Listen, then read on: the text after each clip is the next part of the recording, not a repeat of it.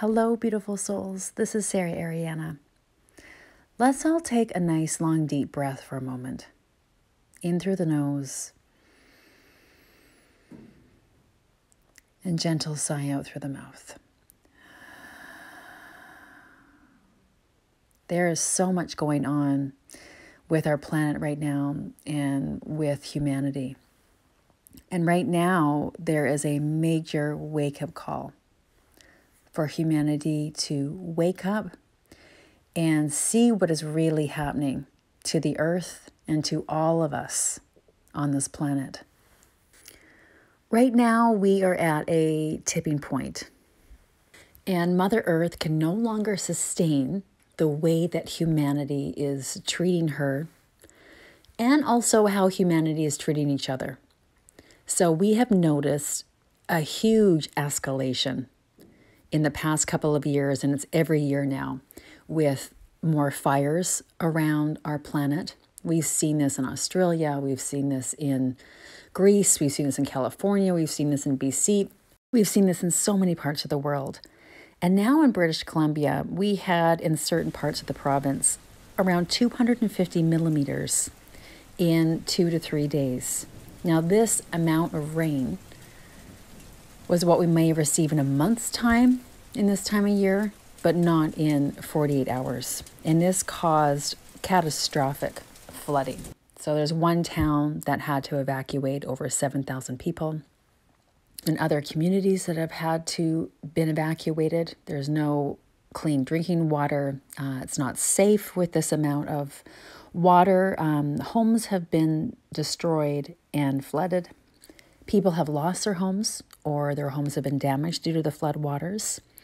People have also lost their animals, their livestock, due to these huge floods.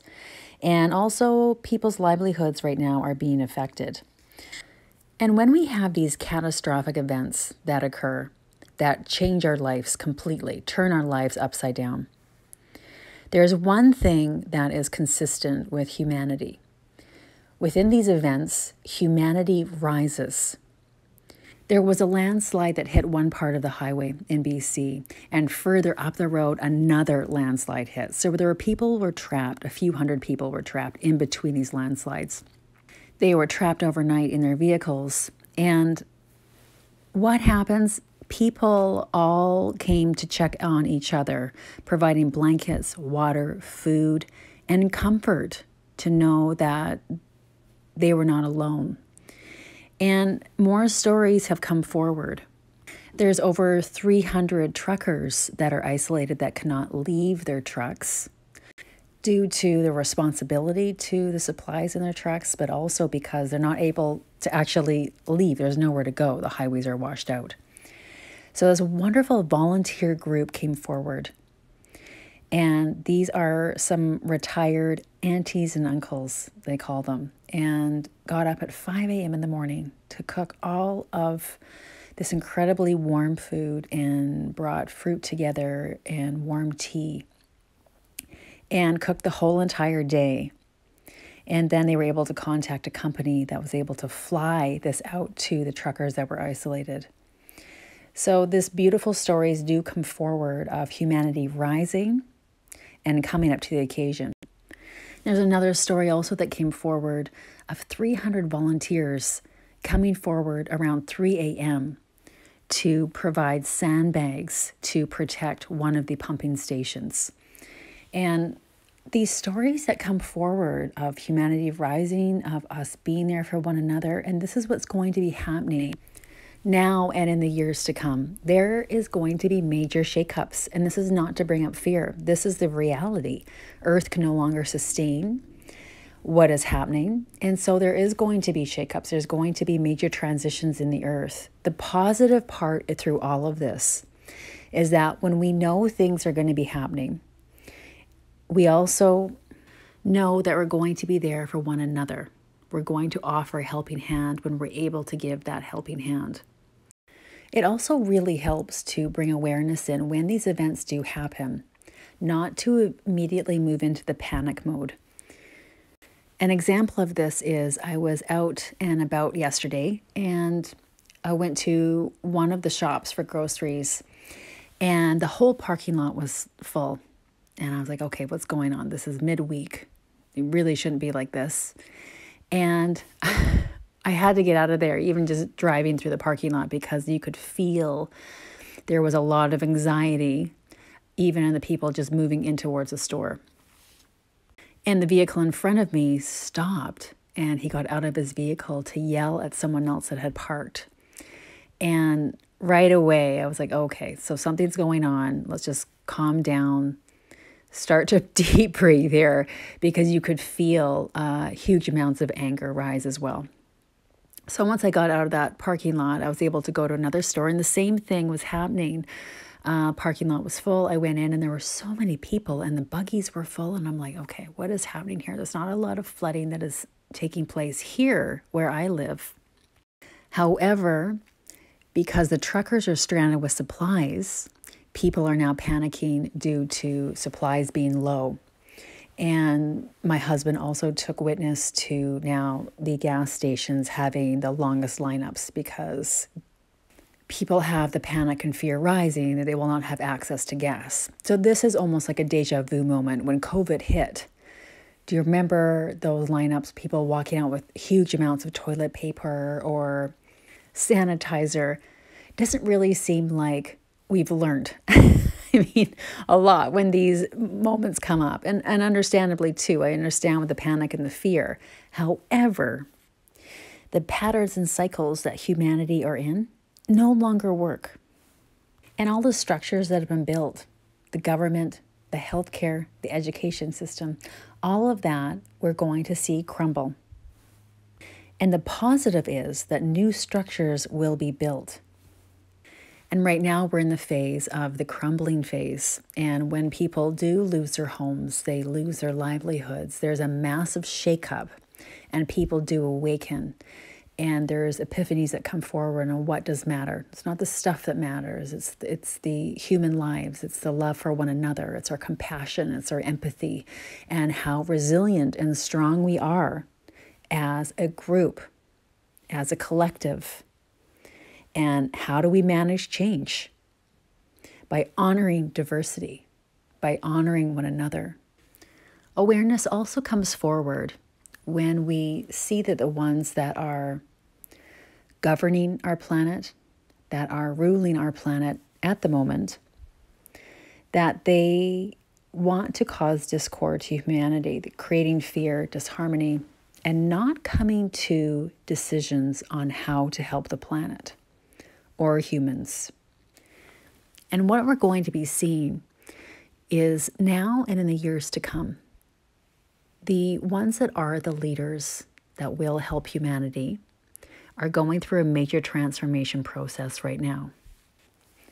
And this is to release and clear, let go of what no longer serves you so that you can move forward into your role as a teacher, as a leader, to help humanity and humans get through the next few years that are really going to shake up people to their core. And this is what needs to happen for humans to move into the new. We need to let go of the old. And for those that resonate with this message, how do you let go? How do you release? How do you clear? Now, it's going to be different for every single one of us, and it may be different with what you're letting go of. The first recommendation I would have is to sit with the feelings that come up. This is releasing the distractions. This is not doing the drugs. This is not drinking the alcohol. This is actually sitting in stillness and letting the emotions rise. And this can be you doing inner child work, you going all the way back to events that have taken place, thoughts, feelings, incidents that have happened, and you sitting with that and allowing the emotions to come up and then be released. Now, this can be over a few hours that you release it. It really depends on the situation that you went through and the trauma and how long you've been holding that on to. There may be circumstances as well that when you're going through this releasing and letting go process, to ask for help. Now, this is either you seeing a therapist and you doing your research, finding a therapist that will really hold space for you to release these emotions. And this may mean for you only one session with a therapist if you feel that's all you need, or it may be several sessions. And it may mean that you not needing a therapist at all. There are other avenues that you feel more comfortable with. This can be your team of light guiding and supporting you. This could be you seeing a multidimensional healer or a Reiki practitioner, or even you doing a yoga practice, something that will help release the emotions and the feelings in this letting go process. There are also physical things that you can do with the body. There can be you standing like a tree and you begin to shake the body. And this can also help release the emotions and the feelings off of the body, move that stagnant energy off of the body. And shaking the body is a wonderful process, movement to do, especially when you're traveling, because you can go to the washroom behind a closed stall and just slowly shake the body, especially when you're with energies on a plane, train, ship, wherever you are. This can help also move that stagnant energy off the body. Another physical movement that you can do to help release and let go of the energies is dancing and trusting the process. When you put the music on and you get lost in the music and you're in that moment, in that present moment, that the body will begin to break down or release the anger, release the emotions that need to be let go of, off of your body. Another beautiful physical movement is looking into Qigong and finding a Qigong practitioner that will be able to help guide you through the movements and bring you through these movements that will really help the energy in the releasing, the letting go process. Another recommendation is journaling and writing out the feelings. There's processes, there's rituals that can be done. So journaling, writing it all out, and you can take days, time, and begin a journal practice to begin to write your day. And you will feel that there's clarity and there's calmness that comes into your being by this beautiful process. The ritual part is once you write out the trauma, the event, the emotions that you want to release, it's then burning this and finding a safe place first to burn this. You can burn it in a can, you can burn it in your backyard. And as you watch the letter burn and then being released, there is a emotional and energetic release that also occurs within your energy bodies and fields as well. And as you move through this letting go process, it is also nurturing and taking care of the body. So amping up the self-care, and that may look like having more Epsom salt baths to you. That may mean being in solitude and away from others to help your energy and really focus inwards in your inner self.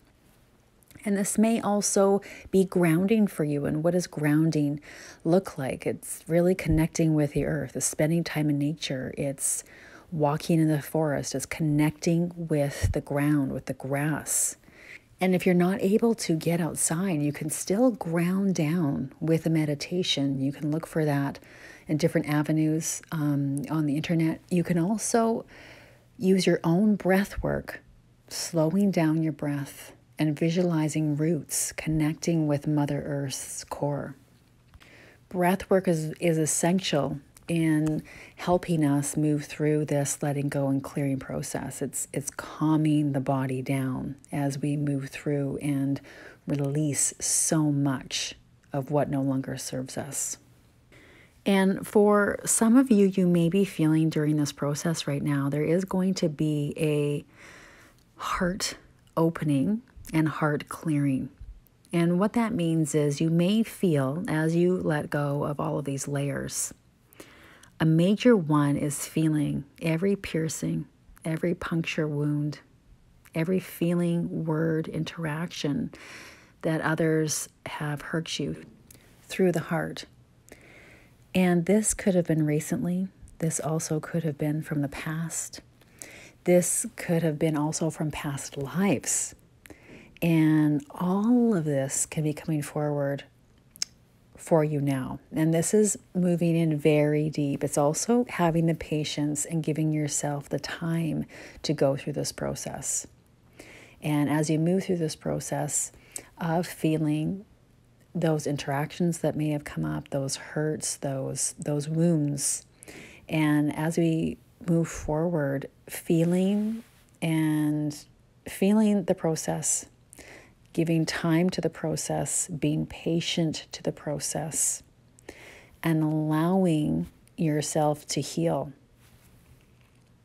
And you can do this. You can heal through this. When you begin to address the puncture wounds and the piercings that have affected the heart, you actually sit with the feelings, it heals the heart. You actually realize how strong and resilient you are. And your heart does heal, and there's a strength and courage that moves into your being and an acknowledgement, and you rise.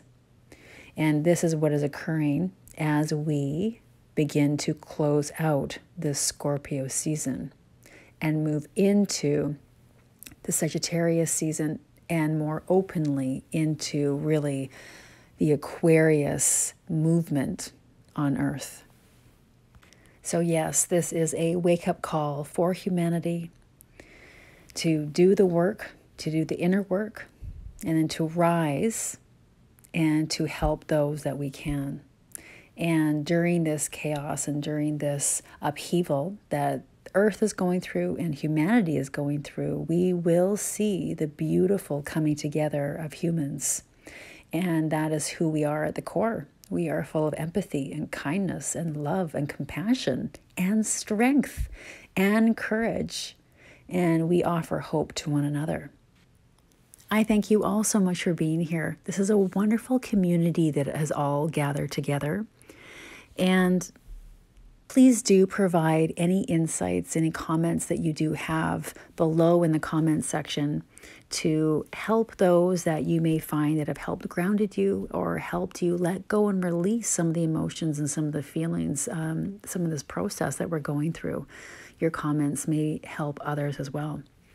And we leave here now with this video with one of our viewers. He's had beautiful insights that's come through him, compliments of his spirit helpers. So we leave with this beautiful guidance. And thank you to Jim for giving his permission. Love and light to all. Namaste.